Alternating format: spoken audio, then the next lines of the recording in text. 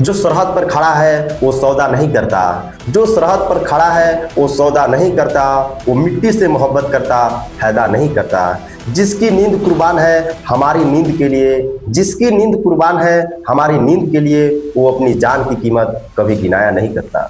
नमस्कार दोस्तों, जब किसी फौजी की शहादत की खबर आती है तो आंखें नम हो जाती है, लेकिन कुछ लोग ये भी कह देते हैं 40-50 हजार की सैलरी के लिए कौन अपनी जान दांव पर लगाता है। आज मैं उसी सवाल का जवाब देना चाहता हूँ। एक नौजवान जिसकी उम्र अभी सपने देखने की होती है, जिसके घरों में माँ बाप उसकी शादी की सपने देखते हैं, वो अपना घर छोड़ देता है। क्या सिर्फ महीने के आखिरी में कुछ पैसे भेजने के लिए? नहीं, पैसे तो शहरों में मजदूरी करके या किसी दफ्तर में बैठकर कमाया जा सकता है, लेकिन जो रास्ता फौजी चुनता है वो किसी कमाई के लिए नहीं बल्कि जिम्मेदारी के लिए।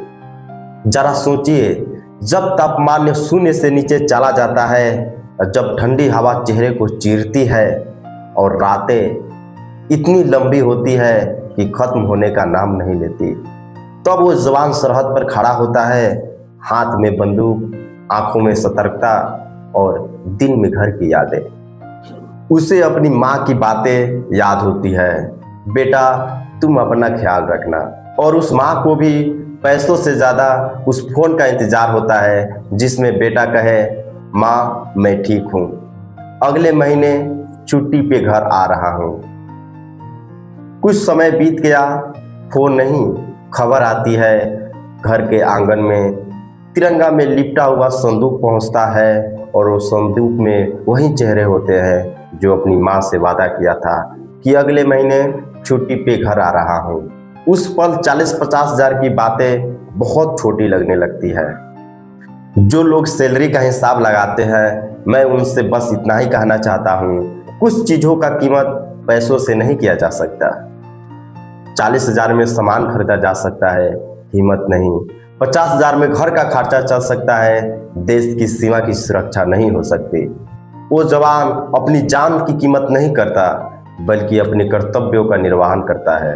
अगर बात सिर्फ पैसों की होती तो माँ अपनी बेटे को कभी नहीं भेजती उस रास्ते पर जहाँ से लौट कर आने की कोई गारंटी होती है। फौजी की शहादत पर सिर्फ दुख मत कीजिए, उससे सम्मान दीजिए।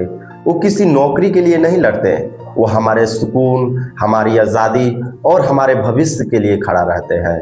अगली बार जब भी किसी फौजी को देखे तो उसे सिर्फ एक सरकारी कर्मचारी मत समझिए, उसे उस घर का बेटा समझिए जिसने अपना आज हमारे कल के लिए समर्पित कर दिया। आपको ये वीडियो कैसी लगी कमेंट बॉक्स में ज़रूर बताइए। जय हिंद।